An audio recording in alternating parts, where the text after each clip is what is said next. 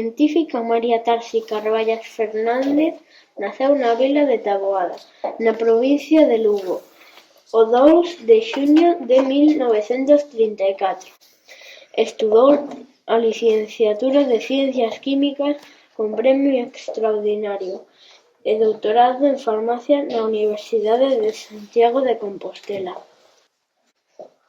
Comezou a traballar nos anos 60 no Consello Superior de Investigacións Científicas, é dicir, o CSIC. O seu obxecto de estudio foron os ecosistemas forestais, é dicir, os bosques e o seu terreo, especialmente os de Galicia, Asturias, Cantabria, León, Zaramora e parte do Pirineo.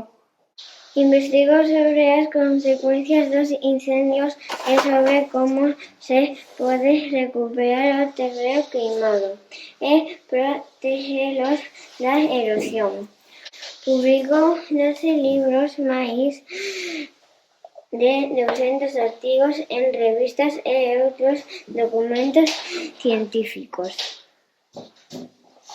Dirixiu moitos proxectos de investigación nacionais e externacionais.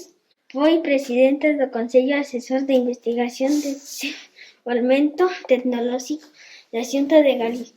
Gañou varios recoñecementos ao seu traballo de investigación, entre eles o Premio de Excelencia Química e a Medalla de Castelao.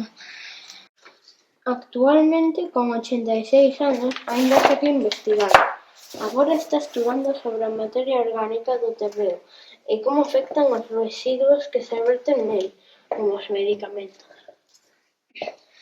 Debido á súa avanzada idade, non lle recomendan ir ao laboratorio e traballe desde a casa.